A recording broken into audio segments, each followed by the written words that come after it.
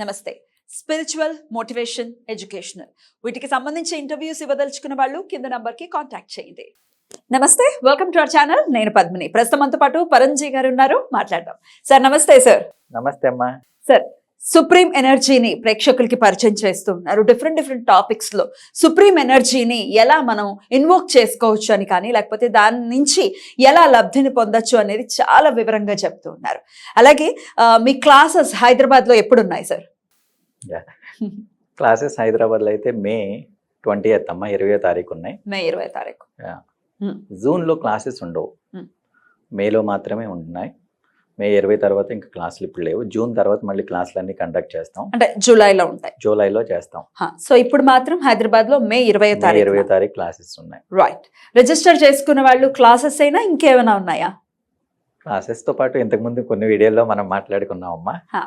ఎందుకంటే ఆస్ట్రాలజీ జనాలు ప్రస్తుతానికి ఏదైతే సమస్యతో బాధపడుతూ ఉన్నారో, దేనితో మా సమస్య పరిష్కరించబడుతుంది అని నమ్ముతున్నారో దానిని కూడా మనం పరిగణలోకి తీసుకొని దాని ద్వారా కూడా వాళ్ళకి కొన్ని రెమెడీస్, కొన్ని ప్రత్యామ్నాయాలు ఏమన్నా ఉన్నట్లయితే వాళ్ళతో మాట్లాడుతూ ప్రస్తుతానికి వాళ్ళు ఏ విధమైనటువంటి మానసిక స్థితిలో ఉన్నారు అనేది ఈ యొక్క లగ్నం, వాళ్ళ యొక్క హోరా తెలియజేస్తుంది. కాబట్టి వాటి ద్వారా వాళ్ళకి పరిష్కారాలు మరియు గైడెన్స్ అనేది ఇస్తూ ఉంటాం అమ్మా. ఇది ఖచ్చితంగా రైట్. సో క్లాసెస్ అటెండ్ అయిన వాళ్ళు సుప్రీం ఎనర్జీ క్లాసెస్ వింటారు.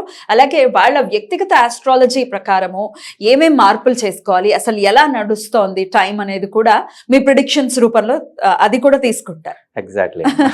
తెలుగులో సామెత ఉంది కదా, ఒక దెబ్బ రెండు పిట్టలు అన్నట్టుంది. ఇది one shot two birds. Right sir, beautiful. ఇక ఈ రోజు సబ్జెక్ట్ లోకి వెళ్దామా? ఎస్ సార్, నేచర్తో కనెక్ట్ అవ్వటం అన్నంత బ్యూటీ ఇంకోటి ఏం లేదు. ఇదివరకు రోజుల్లో అయితే ఖచ్చితంగా ప్రతీది నేచర్తో కూడుకునే ఉండేది. అది ఇంటి ముందు వేసేటటువంటి ముగ్గుతో మొదలు పెడితే ప్రతిదీ ఇంక ఏ తీసుకున్నా నేచర్తో అనుసంధానమై ఉండేది.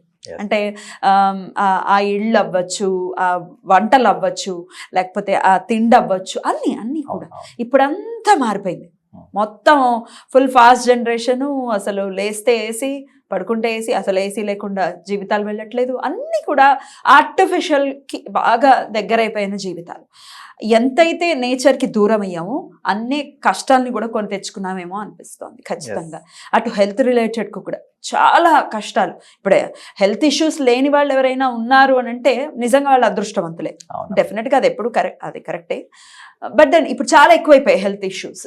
అసలు నేచర్తో ఈ విడిపోయి బ్రతకటం అనేది, నేచర్కి దూరంగా బ్రతకటం అనేది ఖచ్చితంగా అదొక చాలా ఎప్పటికీ మనం పూడ్చుకోలేనటువంటి ఒక నష్టంగానే మిగిలిపోతుంది. అసలు సుప్రీం ఎనర్జీ నేచర్తో కనెక్ట్ అవ్వటం గురించి ఏం చెప్తుంది, ఎంత ఇంపార్టెంట్ అని చెప్తుంది?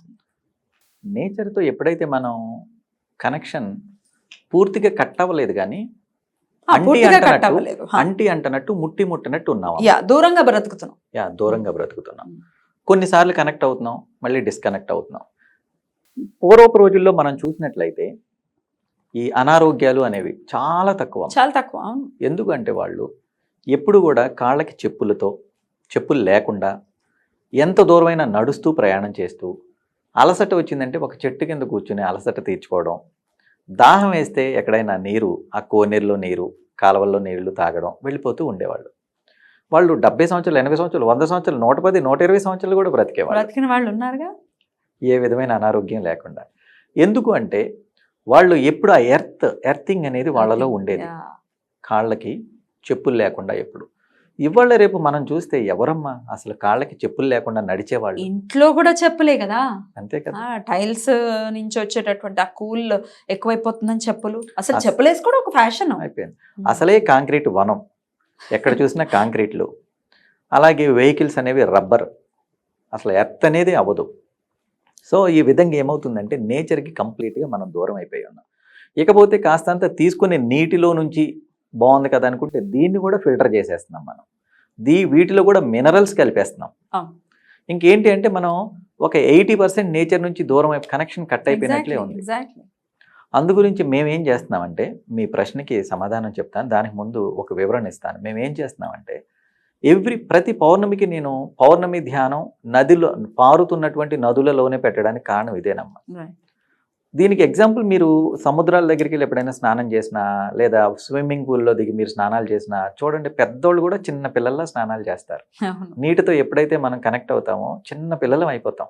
ప్రకృతి ఇదంతా. నీరు, సపోజ్ మీరు ఒక నది దగ్గరికి వెళ్ళారు అంటే ఆ నది దగ్గర నీటితో పాటు నది పక్కన చెట్లు, పచ్చని చెట్లు, ఆహ్లాదకరమైన వాతావరణం. ఎందుకంటే నీరు జీవానికి కారణం కదా అమ్మా. నీటి పక్కన నది పక్కన ఉన్న ప్రతిదీ జీవిస్తూనే ఉంటుంది. కరెక్ట్. సో ఈ విధమైన ప్రోగ్రామ్స్ మేము పెట్టడానికి కారణం ఏంటంటే కేవలం ఈ యొక్క నేచర్ని కోల్పోతున్నాం మనం, దీనిని రీకనెక్ట్ చేయాలి అని. మనం ఎంత బలమైన సంకల్పాలు చేసినా, ఎంత అద్భుతమైన పూజలు చేసినా, ఏం చేసినా మన శరీరంలో ఒక ఆలోచన పుట్టినప్పుడు ఏం జరుగుతుందంటేనమ్మా, యాజ్ పర్ క్వాంటమ్ థియరీ ఆలోచిస్తే మనిషి ఆలోచించినప్పుడు ఈ యొక్క భావావేశపు స్థితిలో శరీరంలో ఒక విద్యుదయస్కాంత తరంగాలు అనేది పుడుతుంది. ఈ శరీర విద్యుదయస్కాంత తరంగాలు మరియు భూ విద్యుదయస్కాంత తరంగాలు మమేకమైనప్పుడు మాత్రమే ఒక శక్తిగా మారి అది ఒక భౌతిక సంఘటనగా పుడుతుంది అనేది క్వాంటమ్ థియరీ. కానీ ఆలోచించబడినటువంటి ఆలోచన భూమికి మనం ఇస్తున్నామా లేదా అంటే మీరు గమనిస్తే పూర్వపు రోజుల్లో ఋషులు మహర్షులు నది పక్కన కుటీరాలు వేసుకునేవారు. నదులలోనే ఉండి ఒంటికాల మీద కూడా నిలబడి జపాలు చేశారని మనం కొన్ని చోట్ల చదివి విన్నాం. అవునవును. వాటర్కి అంత ఇంపార్టెన్స్ ఖచ్చితంగా. వాటర్ లేకపోతే అక్కడ ఉండే పరిస్థితి ఉండదు. ఇప్పటికైనా అంతే కదా. వాటర్ లేకపోతే ఎక్కడ ఉంటాం? అఫ్ కోర్స్ మనం ఆ రోజుల్లో వాళ్ళు ప్లాస్టిక్ బాటిల్ వాడలేదు అంటే ఆ రోజుల్లో అంత సైన్స్ లేదని కొంతమంది అనొచ్చేమో, కానీ బహుశా ఋషులు మహర్షులు అనేవాళ్ళు ఇప్పుడుంటే ఇప్పుడు కూడా వాళ్ళు ప్లాస్టిక్ వాడరు. ఎందుకంటే వాళ్ళు మట్టి లేదంటే ఆ కంచు, రాగి పాత్రలు మాత్రమే వాడేవాళ్ళు. ఎందుకంటే నేచర్తో కనెక్ట్ అయ్యేవన్నమా ఇవన్నీ. మీరు గమనిస్తే ఎర్త్ ఇచ్చేటప్పుడు, ఒక ఎర్త్ ఏదైనా జరగాలి అంటే చూడండి, ఒక రాగి తీగని ఇస్తాం మనం. ఎందుకంటే భూ శక్తితో పర్ఫెక్ట్గా కనెక్ట్ అవుతుంది. రాగి అనేది, రాగి బిందులో నీళ్లు తాగండి, ఇవన్నీ చెప్తూ ఉంటాం. సో మన కనెక్షన్ మనం కట్ చేసుకున్నాం మనంతటా మనం ఈ కాంక్రీట్ వనాలను నిర్మించి. సరే, ఇప్పుడు ఉన్నటువంటి ఈ సొసైటీలు ఎలాగో తప్పదు.